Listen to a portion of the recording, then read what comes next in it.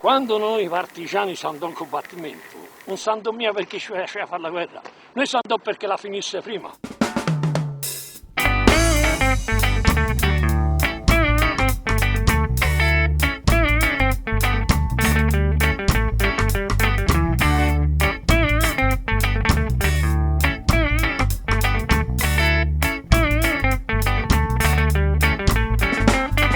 Da piccolo ascoltavo interessato ogni qualvolta che mio nonno mi parlava del 40, del 43.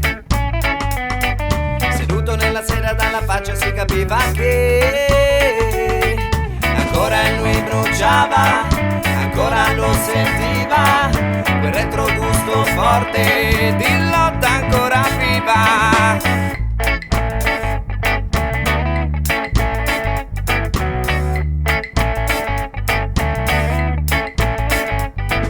Curioso quel parito continuavo domandando se potesse mai tornare un giorno l'ombra di un regime. Allora con l'aiuto del bastone in piedi lui si alzò, con tono protettivo mi rispose io spero di no, ma più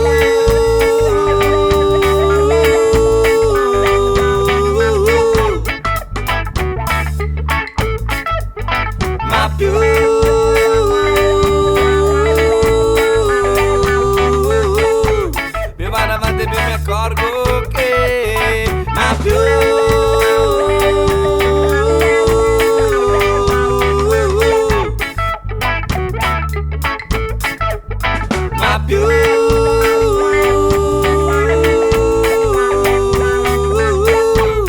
vado avanti più mi accorgo che Fratelli d'Italia, l'Italia se desta, paese corrotto dai piedi alla testa. Fratelli d'Italia, l'Italia dov'è? Sarà ben nascosto ma il regime c'è. Fratelli d'Italia, l'Italia se desta, paese corrotto dai piedi alla testa. Fratelli d'Italia, l'Italia dov'è? Sarà ben nascosto ma il regime c'è.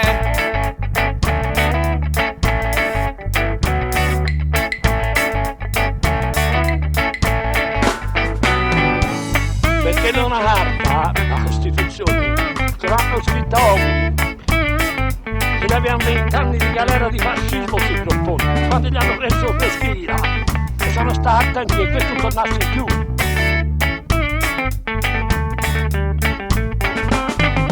Forma di governo banalmente democratica, la Costituzione che il valore di una volta non ha, controllo commerciale della mente e dell'identità, furto enfatizzato della pubblica università, e nel cercarsi un futuro che l'operaio con le spalle al muro, che l'operaio con le spalle al muro, che cosa è certo, cosa è sicuro, anche un bavaglio può servir da scudo, anche un bavaglio può servir da scudo, scudo protettivo contro giudice e legalità, massoneria, macelleria di uomini di verità. Agli italiani piace non avere della luce nei magheggi che li uduce col sorriso te se cuce.